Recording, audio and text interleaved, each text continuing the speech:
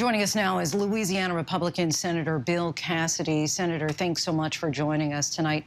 All senators just received an unclassified briefing from top administration officials. What concerns you the most tonight about the dramatic situation that's unfolding in Ukraine as we speak?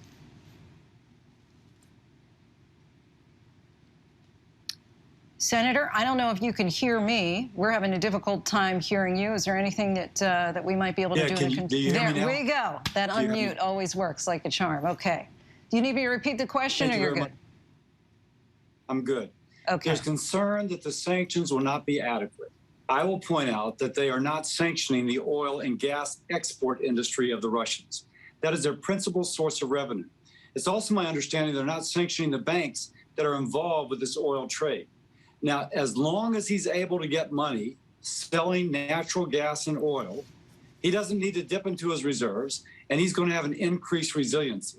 So my concern, and the kind of concern that was on the call, is that the measures taken are half measures, and he won't stop until you take full measures. And President Biden announced more sanctions today and again reiterated no American forces will be used in Ukraine. If sanctions aren't working, what needs to happen next? I suppose you're going to say we need to do the full measures next, but then beyond that, what do we need to do? Well, we will bankrupt them if we take on their oil and gas industry. We've seen this before.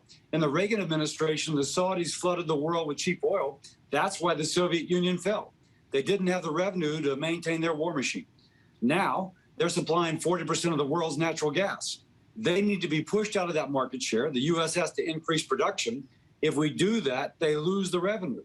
History, in this case, prologue is the future. If we're able to go after his economic well-being, their economy collapse, he cannot support his war machine. We do that without committing U.S. forces. That's a good thing. Well, I guess I have a two-pronged response then. Why are we not doing that at this point, in your estimation? And if the assumption is from Putin that we will, why would he go forward with this? So I think he feels like we cannot do it. The EU is very dependent upon Russian natural gas and Russian oil. And we actually buy Russian oil. Now, our oil industry has been hamstrung. The administration, in a variety of ways, has attempted to inhibit the development of North American natural resources. We got to take those shackles off. We can do it safely in an environmentally sound way, which, by the way, is more environmentally friendly than what the Russians do. But we've got to supply ourselves and our European allies with what they need to have a modern economy. Otherwise, we can't go after the Russians. Therefore, they can still finance their war machine.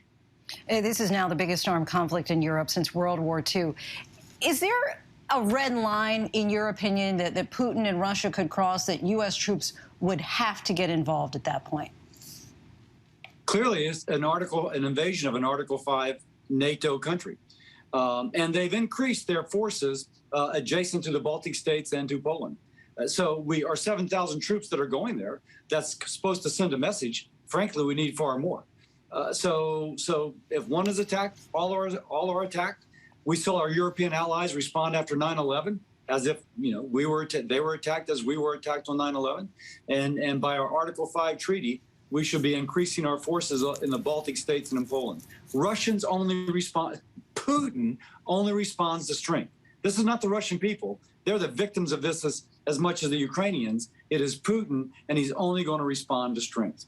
You, of course, serve on the Senate Finance and the Senate Energy and Natural Resources Committee. Drilling down a bit on sanctions, President Biden said that there was disagreement about cutting off Russia from the SWIFT banking system. The move would cut off the country from most international financial transactions and, in effect, halt its profits from oil and gas production. Where do you lie on this issue?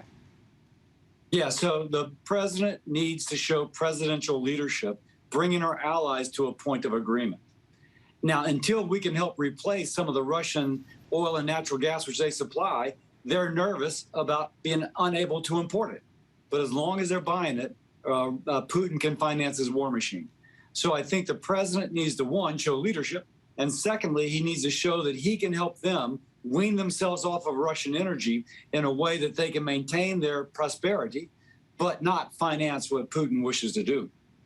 And while many of your fellow Republicans have made strong statements in support of Ukraine, some have also taken the opportunity to strongly criticize the president, including the number 3 House Republican. With this growing global geopolitical crisis, is it appropriate to show our domestic divisions for the world to see at this particular time?